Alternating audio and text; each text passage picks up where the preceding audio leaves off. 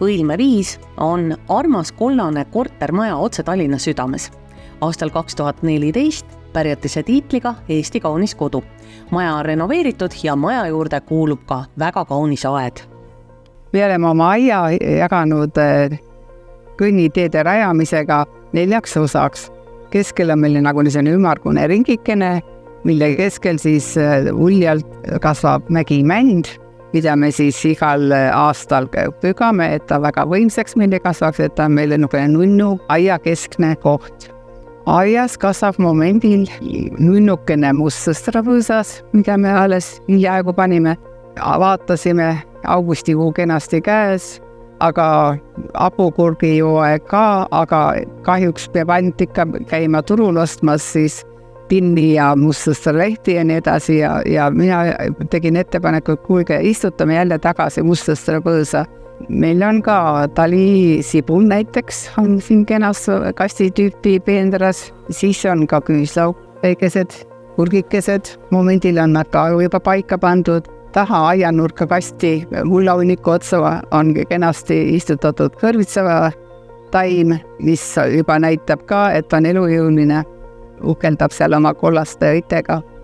Ja muidugi meil on vana vann aianurgas ja seal meil mitmendat aastat kasvab kartul. Meie aias on meil püsielanikud, ütleks, et 2 oravapoissi.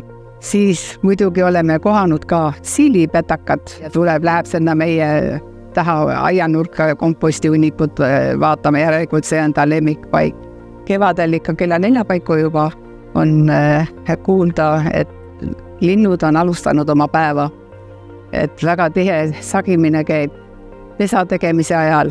Linnulaulu jätkub kenasti, kuna kastana on meil nii maja ligidal, siis see kostub ka maja sisemusse. Me oleme sõbralikud olnud, me oleme pannud iga suvi, kui on kuivemad ajad, perioodid, siis me oleme pannud lindude jaoks vett igapäevaselt, täiendame siis seda nõud.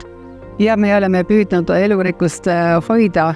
Meil on aias endiselt puiengid, floksid, koduaedadest lavendlid, kukeharjad, astilbe, loomulikult astilbepõõsad on väga rikkalikud ja dekoratiivsed enne jaanipäevased lillekesed ja loomulikult kibuvitsapõõsad, mis õitsevad enne jaanipäeva, nad on ka väga uhkes. Samuti on meil sõnajalad olemas, et igale aastaajale on midagi varutud. Siia on ilusti külvatud siis lilleseemned, niidulilleseemned, kõik mis kasvab, püütakse alles jätta, et ei niideta maha ja selle tähistamiseks on meil kenasti selle peendra rajaja ka muretsenud ühe sildi, kus on kirjas, et ma ei ole laisk, hoian siin elurikkust.